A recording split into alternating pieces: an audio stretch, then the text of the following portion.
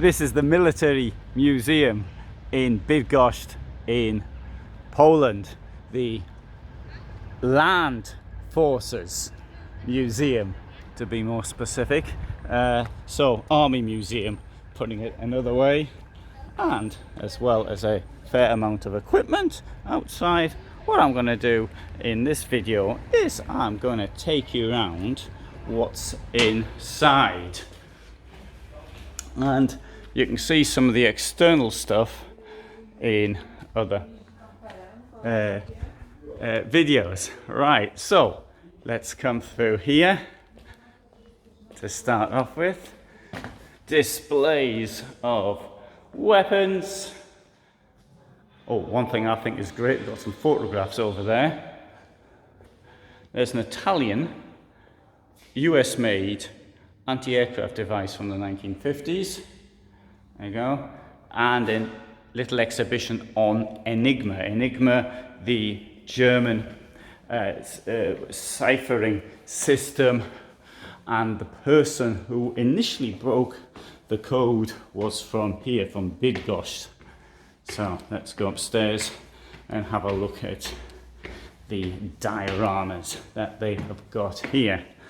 And so we have one or two things from past ages. That's what it used to be like in battle. And here we've got a Polish winged hussar from the 17th century. Why did they have those wings? It's usually believed or said that the wings were there to make a noise, and certainly they would make a noise as the rider charged forward, but would that be enough to put anybody off?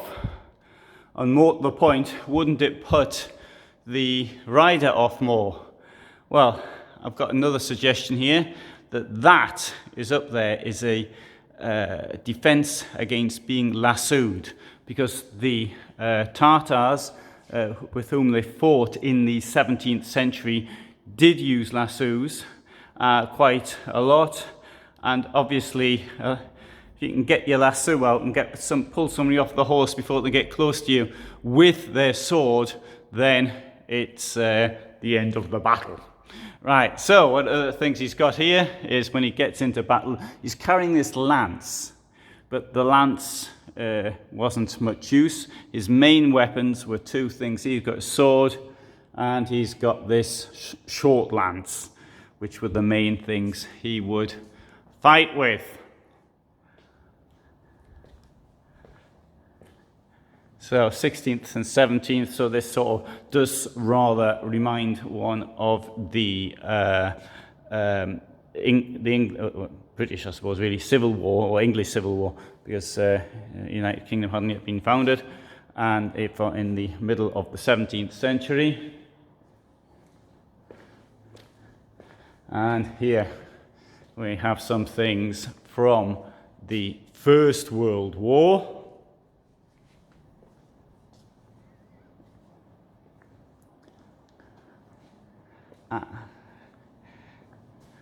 So Poles fought on both sides in the war. In this area, people would have been conscripted into the German army, as this Bydgoszcz was then part of Germany.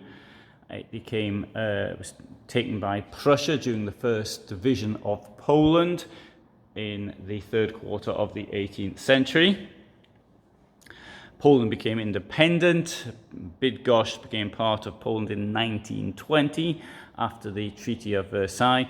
This diorama here is meant to be the Bolshevik War and often called the Battle of Warsaw, which was fought from the 13th to 25th of September 1920, occasionally called the Miracle on the Vistula.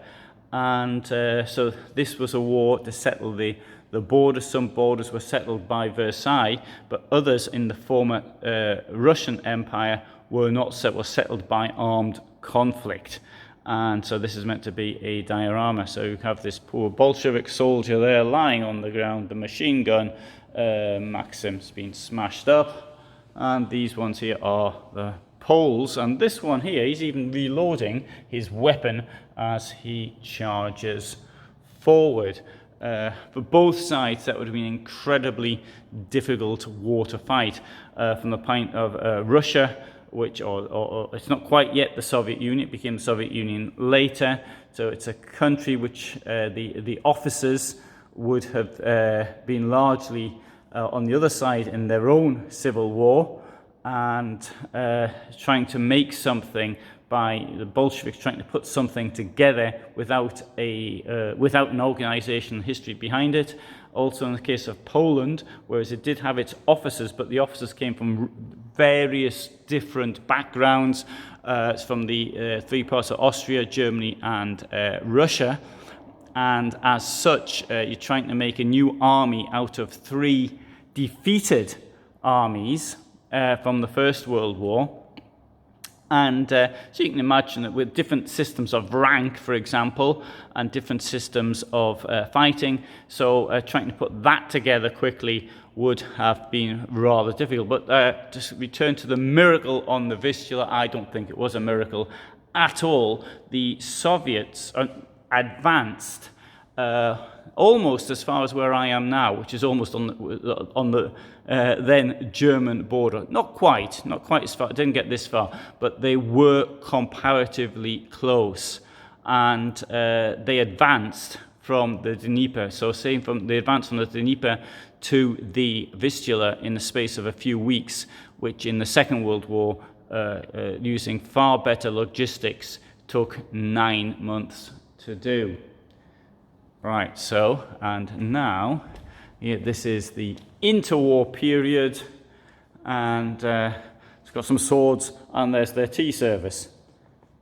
Now, over here, we have, it's now onto the Second World War, and what we've got here is an anti-tank weapon, which is really very, very curious, because this anti-tank gun turned up in Finland, and what happened, I suspect, was that it was supplied, it was captured by the Germans after the Polish campaign, put into storage somewhere, and during the continuation war, that is to say from June 1941, because Finland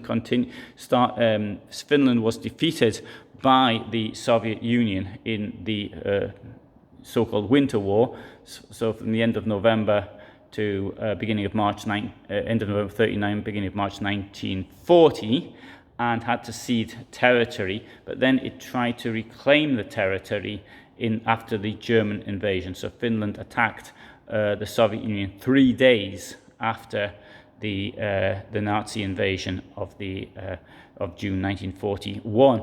And so this would have been supplied to Finland, and it turned up in a museum in Finland, and it found its way here. And so here's some material from the Polish campaign of 1939, or the September campaign, September 1939. And you see some weapons which look pretty modern, in fact, even that, well, pretty modern, 1980s-ish.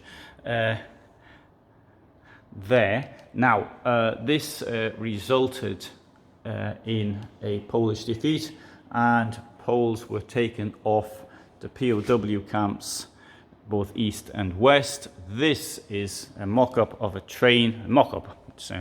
It's something new.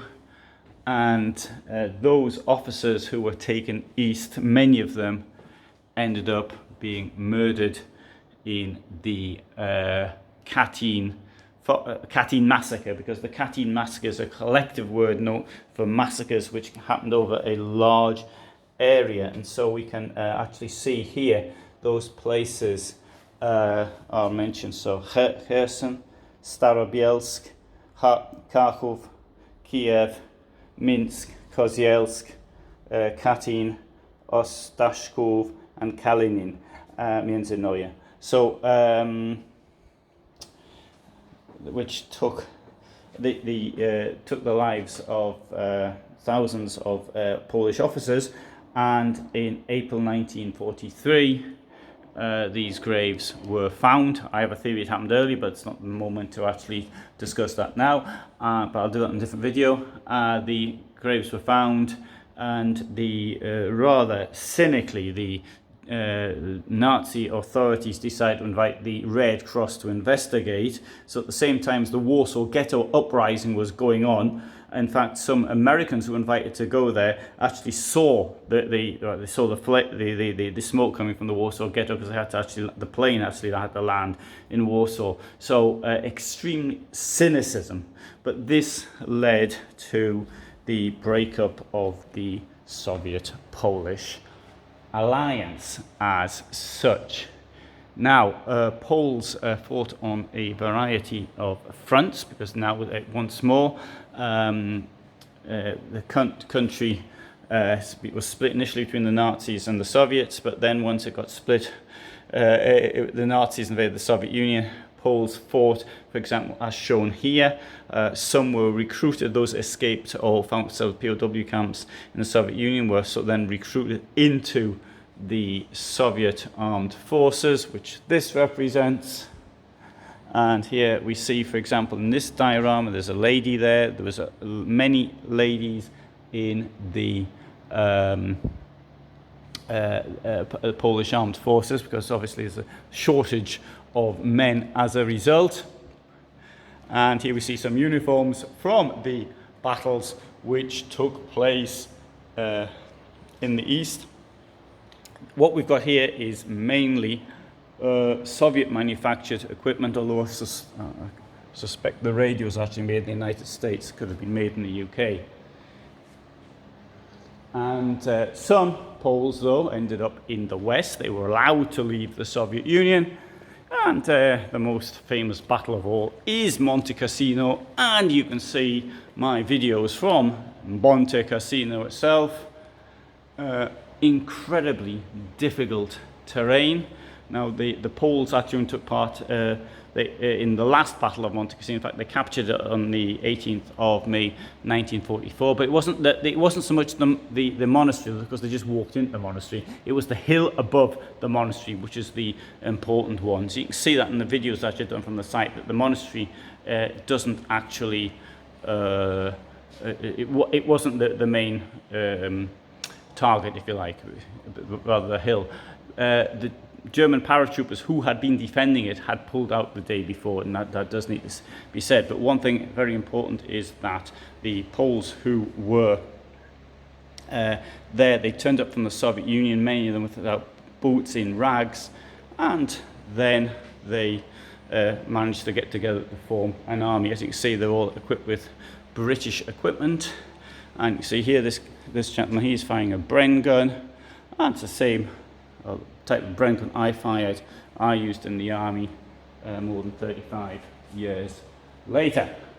Some uniforms, 2nd Polish Corps, and here we have diorama from the